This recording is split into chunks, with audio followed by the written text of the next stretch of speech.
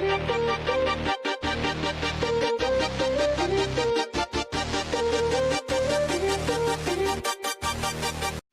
वालेकुम दोस्तों, नजीब्स official YouTube channel में खुशामदीद।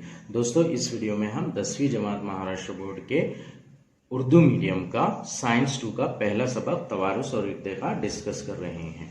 ये चैप्टर की लास्ट वीडियो है जिसमें हम इन टेक्स्ट क्वेश्चंस यानी कि सबक के अंदर पूछे गए सवालात के जवाबात क्या है ये देखेंगे।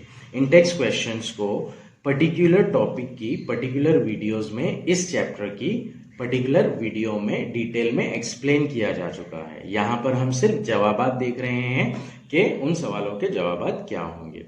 आइए वीडियो की शुरुआत करते हैं।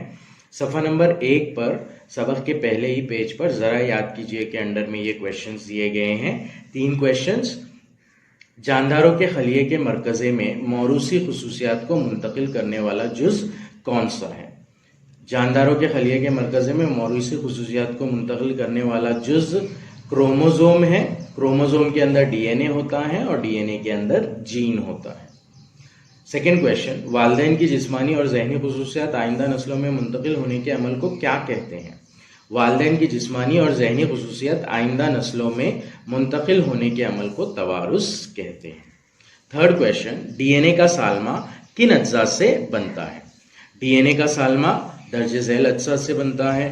पहली है डीऑक्सीराइबोज शुगर, जिसे हम राइबोज शक्कर कहते हैं, फास्फोरिक एसिड, नाइट्रोजनी असास या फिर नाइट्रोजनी मादे। ये 3 इंपॉर्टेंट चीज होती है, केमिकल्स होते हैं जिसकी वजह से डीएनए का फॉर्मेशन होता है। उसी सफ़े पर बताइए तो भला के अंडर में क्वेश्चन दिए गए हैं हमें, डीएनए और आरएनए की किस्मों की शक्लें बनाइए। यहां पर हमें सिर्फ डीएनए की शक्ल बनाना है और आरएनए की किस्मों की शक्ल बनाना है और इनके बारे में मालूमात देना है। अभी हमने फर्स्ट वीडियो जो है ये चैप्टर की 101 नंबर की वीडियो, उसके अंदर हमने ये सारा क्वेश्चन डिटेल में डिस्कस किया है। इसकी फिगर के लिए हमें 9th स्टैंडर्ड की टेक्स्ट बुक को देखना होगा।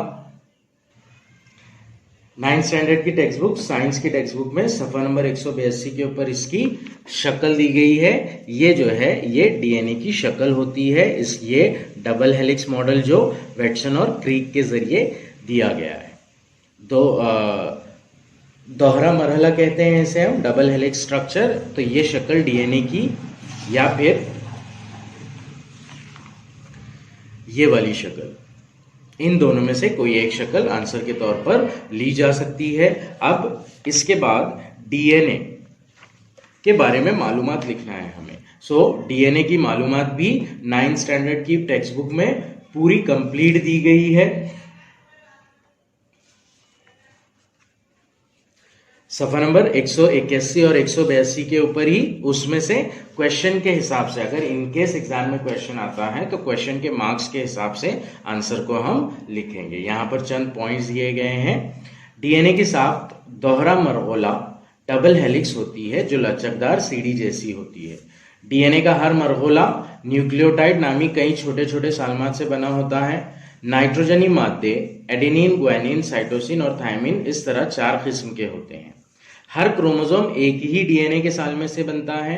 डीएनए सालमे में न्यूक्लियोटाइड की मुख्तलिफ तरतीब से मुख्तलिफ किस्म के जीन तैयार होते हैं। जीन एक कतार में होते हैं। ये जीन खलिया और जिस्म की साख्त और अफ़ाल पर काबू रखते हैं। तो ये हो गया डीएनए के बारे में।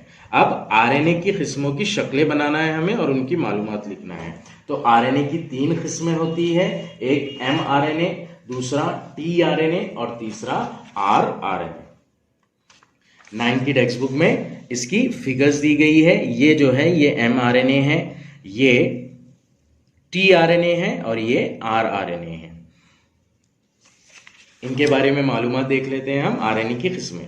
आरएनए के सालमे में एक जुज राइबोसोम होता है जो राइबोसोम प्रोटीन की तालीफ का काम अंजाम देता है।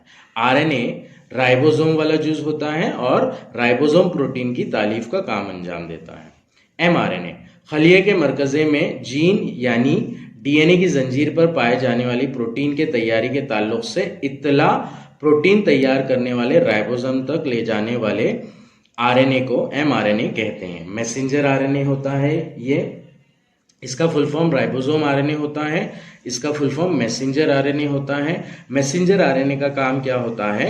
इंफॉर्मेशन को पास करना।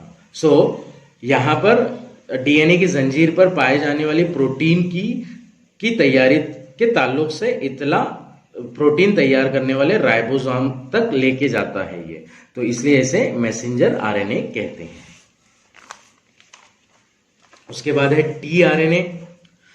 एमआरएनए पर हासिल इतला के मुताबिक अमाइनो एसिड के सालमात राइबोसोम तक लाने वाले आरएनए का सालमा टीआरएनए कहलाता है। नाउ टीआरएनए का मतलब होता है ट्रांसफर आरएनए। ट्रांसफर आरएनए का काम क्या है? अमाइनो एसिड को ट्रांसफर करना। कहां से?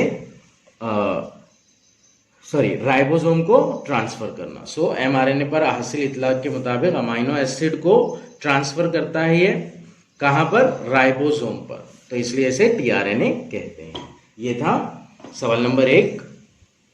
सवाल नंबर 2, जीनियाती नुक्स से क्या मुराद है? कुछ जीनियाती नकाइस के नाम बताइए। क्रोमोसोम में गैर तबई यानी कि अननेचुरल तब्दीली या जीन में तबद्दुल करने वाली बेतरतीबी या जीन को डिस्टर्ब करने वाली तब्दीली को जीनियाती नकाइस कहते हैं। मसलन मंगोल का मर्ज, भूरापन, टर्नर सिंड्रोम, सकल सील, ये सारे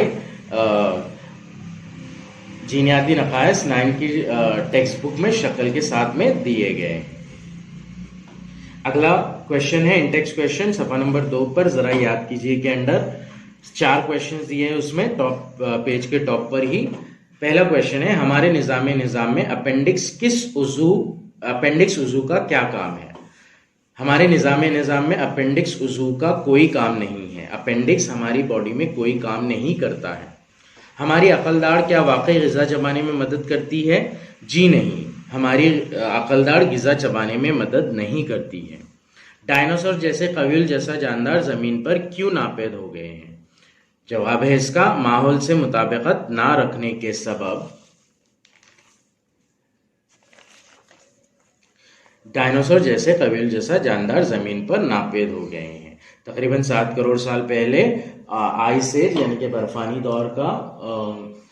बर्फानी दौर आया था, जिसकी वजह से जंगलात बहुत कम हो गए थे, मौसम एकदम खुश्क हो गया था। उसकी वजह से ये डायनासोर माहौल से मुताबिकत ना रख पाए और ये फना हो गए। कुछ हैवानात और परिंदों की कई किस्में क्यों खत्म हो रही है? माहौल में तेजी से होने वाली तब्दीली, फिजाई आलूदगी, आबी आलूदगी, शहरकारी यानी कि शहरों का बसना, और मौसम में गैर तबई तब्दीली, मौसम में ऐसी तब्दीली जो गैर तबई है, मतलब इंसान के जरिए की जा रही है। तो गैर तबई तब्दीली के सबब कुछ हैवानात और परिंदों की कई किस्में खत्म हो रही है। नेक्स्ट इंटेक्स क्वेश्चन है सफा नंबर 4 पर, बताइए तो भला के फॉर्म में जानदारों के जिस्म में मुख्तलिफ आज़ा कौन कौन से हैं? जानदारों के जिस्म में अगर आज़ा की बात करते हैं हम, तो बेसिकली 2 टाइप के आज़ा होते हैं, अंदरूनी आज़ा और बैरूनी आज़ा। अंदरूनी आज़ा जैसे कि दिमाग, दिल, फेफड़ा, मैदा वगैरह। बैरूनी आज़ा यानी कि जैसे पैर, हाथ, उंगलियां वगैरह। तो ऐसे बहुत सारे आज़ा हैं जो हमारे जानदारों के जिस्म में होते हैं। अगर आप नबातात की बात करते हैं तो नबातात के अंदर पत्ता, फूल, तना, ये बैरूनी आज़ा है, और अंदरूनी आज़ा यानी कि बीज हो गया या फिर जड़ें हो गई, ये अंदरूनी आज़ा होंगे। क्या जिस्म के हर उज़ू का इस्तेमाल होता है? जवाब इसका, जिस्म के हर उज़ू का मुख्तलिफ इस्तेमाल होता है जो जिस्म की नशोनुमा और जीने के लिए ज़रूरी है। तकरीबन जिस्म के तमाम आज़ा का इस्तेमाल होता ही है, सिर्फ कुछ ऐसे आज़ा हैं जो बॉडी में हमारे काम नहीं करते हैं, जैसे कि इंसान में अपेंडिक्स हो गया और अकलदाड़ हो गया, तो ये कोई फेल अंजाम नहीं देते हैं। 99% आज़ा का कोई ना कोई काम होता है बॉडी के अंदर। कुछ आज़ा होते हैं जो कि बहुत ही कम होते हैं, जो बॉडी के अंदर कोई एक्टिविटी परफॉर्म नहीं करते हैं, कोई फेल अंजाम नहीं देते हैं।